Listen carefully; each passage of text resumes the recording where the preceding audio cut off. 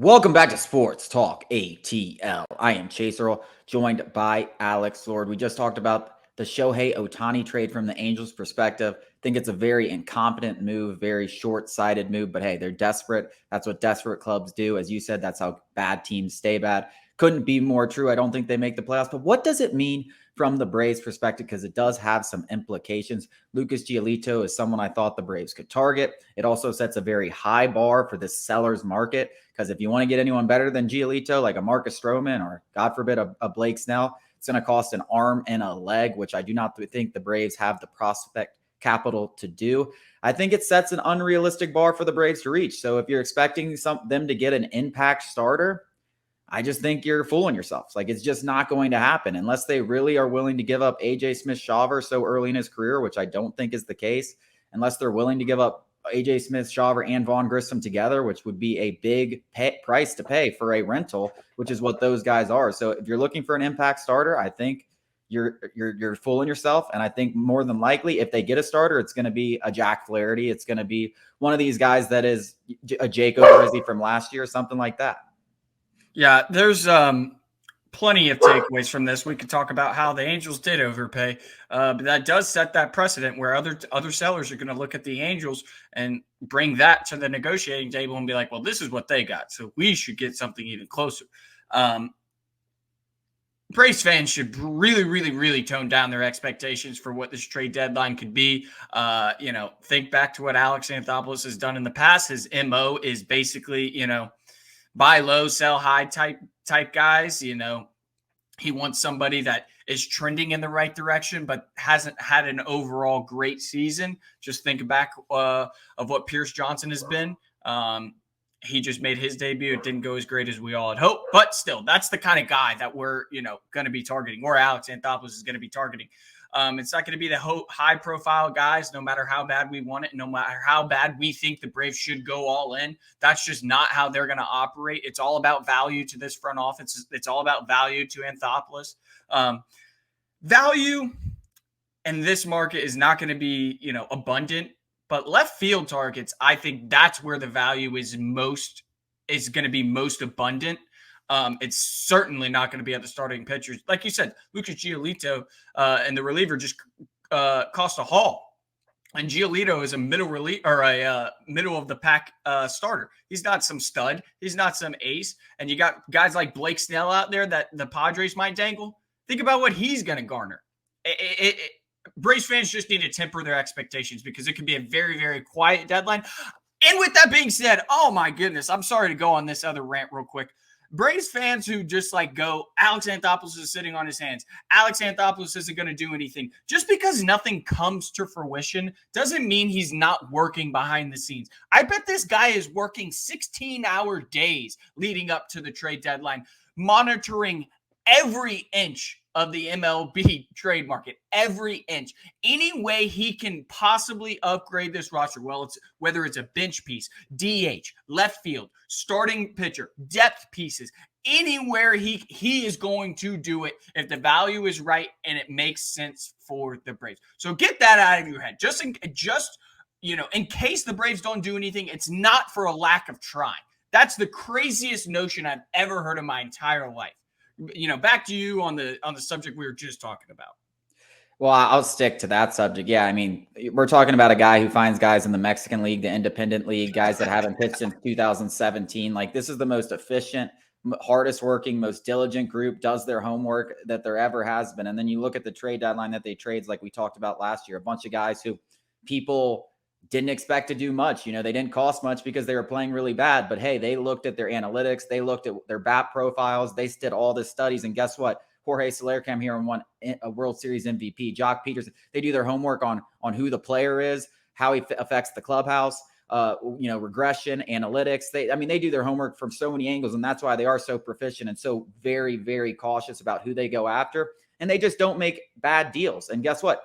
I just said it. This is a bad deal. And if we had made this deal, we would have been like, oh, Giolito, he's not really, is he even better than Bryce Elder?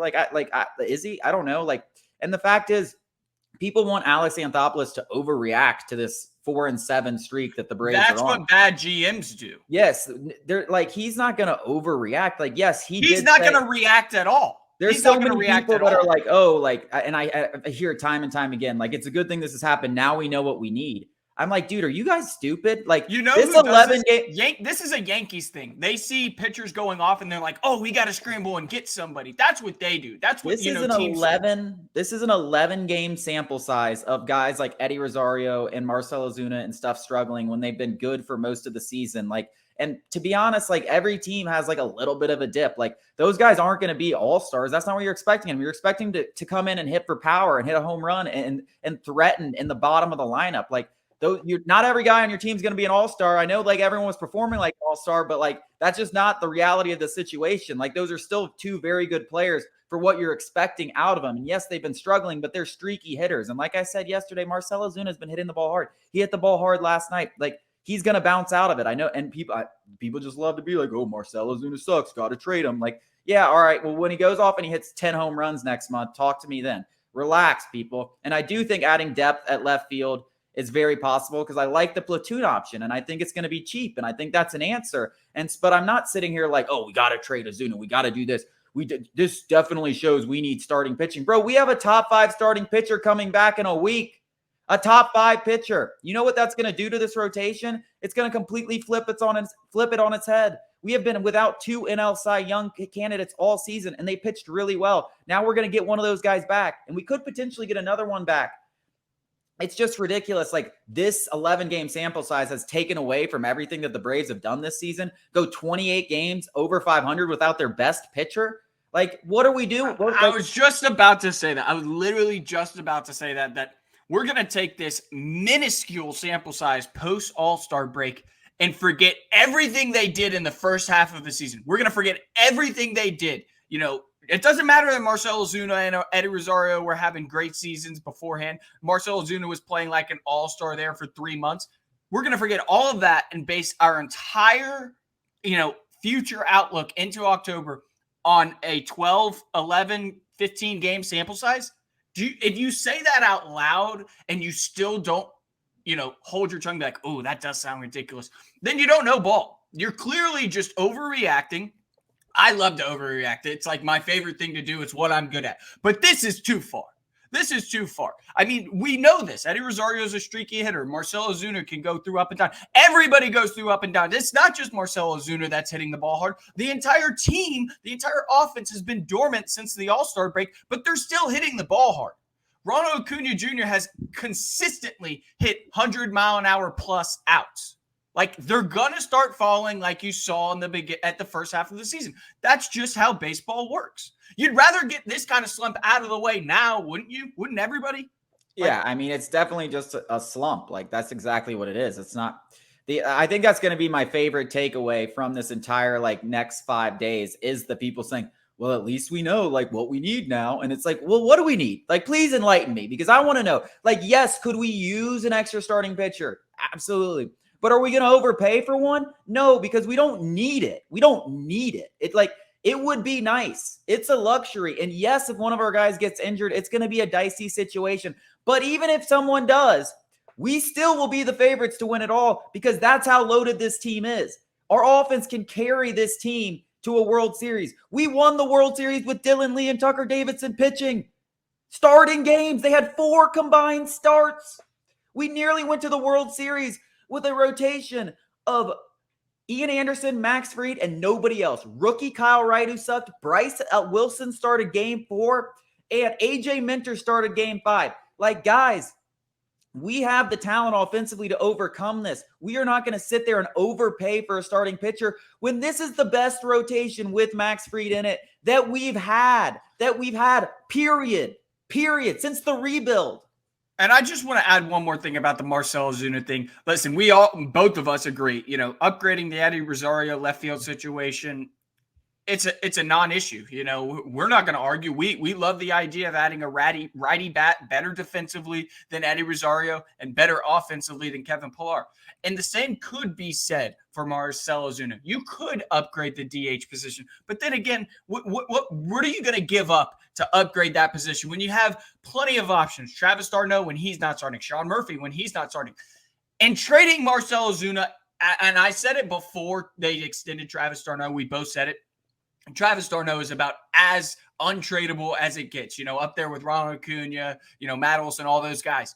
Marcell Ozuna is right there, and it's not a production thing. It's closer to what Travis d'Arnaud is, and it's that locker room presence. And I don't know how many times we have to say it before it starts resonating, that is such an important facet of the Braves, is that they love each other in the locker room. Marcell Ozuna is one of the few veterans on this team. He bonds with the international guys. He's kind of that bridge veteran between the two sides. He is invaluable, regardless of the on-field production. He's invaluable to this.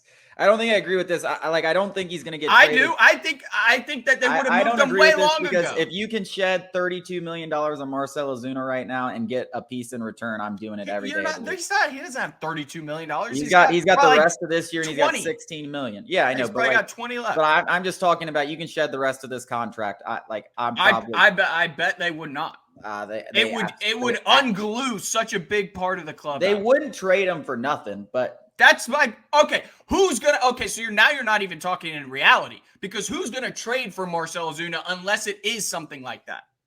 Well, Nobody's they're not gonna move him just to move him. Yes. I mean, listen. Nobody's coming out of the blue and being the Braves, we want Marcell Ozuna. I don't think he's going to get traded. I just think he's the furthest thing away from untradeable. I think that's ridiculous. He's definitely tradable. If a decent deal went out there, they'd definitely trade him. I mean, he is definitely tradable. I get what you're saying about the locker room presence, but I am sticking by this. In reality, you're talking about things that are not in reality, where somebody's going to come and want Marcell Ozuna. I got to cut you off anyways. Coming up after the break, we're going to talk Arthur Smith. Great offensive mind, but his last 2 seasons, managerial decisions as a head coach have been very questionable.